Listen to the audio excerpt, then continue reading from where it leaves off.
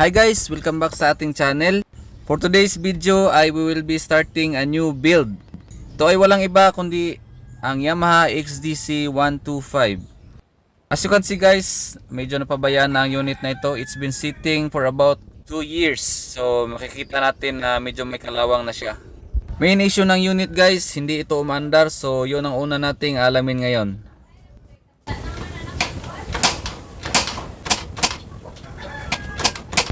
Isa sa napansin ko dito guys is sobrang lambot ng kanyang kickstart. So there's a possibility na loose compression na yung makina natin guys.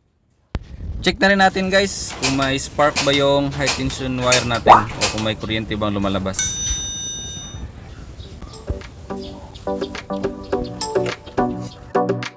Dami talagang kalawang at may basura pa.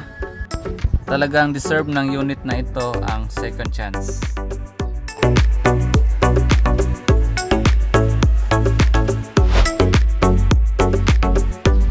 Since good naman yung spark niya guys, so focus na lang tayo dito sa engine natin. Alamin natin kung bakit loose compression siya. Gusto mo bang makita ang finish at fully restored version ng XDC na ito? At kung anong mga upgrades ang gagawin natin in the future? Kung oo ang sagot mo, now is the time na i-invite kitang mag-like and share sa ating video. I-click mo na rin ang subscribe at notification bell para updated ka sa mga video i-upload natin. Dahil sa bawat like and share mo, gives us one step closer para matapos natin ang project na ito.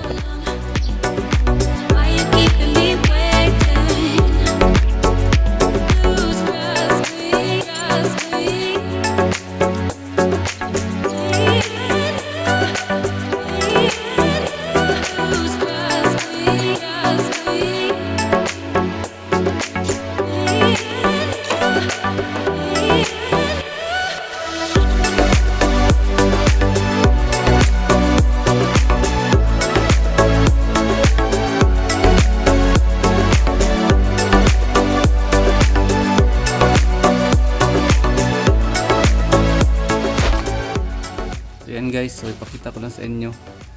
So as you can see, tinanggal ko yung isang compression ring, yung top ring niya guys, yung dito tinanggal ko siya, ilagay ko siya dito sa kanyang block. Medyo malaki na yung gap, malaki na yung gap niya guys. Yan o, isa ito sa dahilan guys kung bakit loose compression siya, kasi malaki na yung gap. So kailangan na palitan yung piston ring natin guys.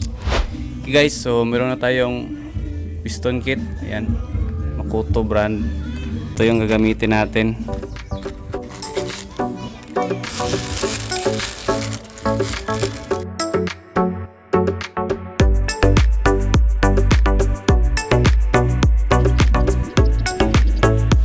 Okay guys, so tanggalin na natin itong luma at ipalit na natin yung bagong piston kit natin.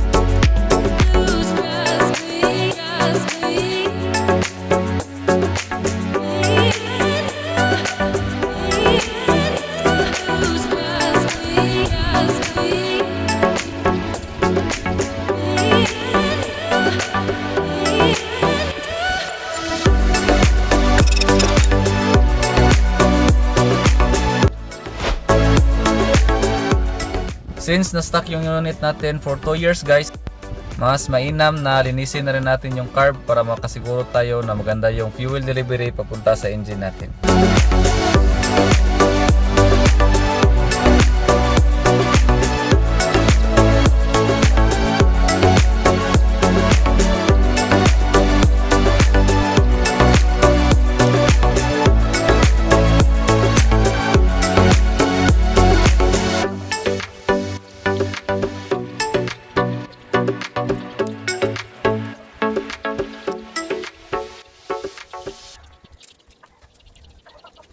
So yan guys, kumpleto na yung basic para mapanda natin yung engine natin. 1, meron ng spark. 2, meron ng compression dahil nagpalit na tayo ng piston at ring. 3, meron na ring air and fuel mixture dahil bagong rebuild na ang carb natin. So ngayon, panda rin na natin siya guys.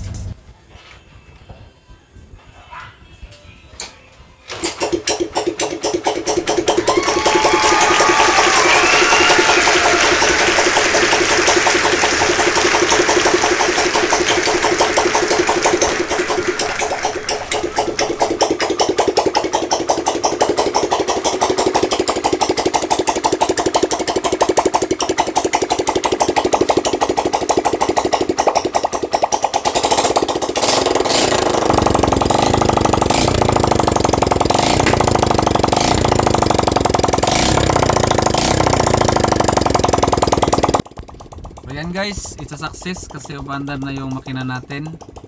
Wala muna tayong test drive kasi hindi pa natin na-check yung brakes. At i-check pa natin yung kanyang suspension parts.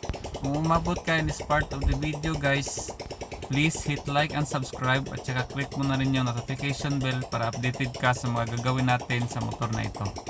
At i-browse na rin ang ating playlist guys kung nagustuhan mo ang ganitong klaseng content. Thank you!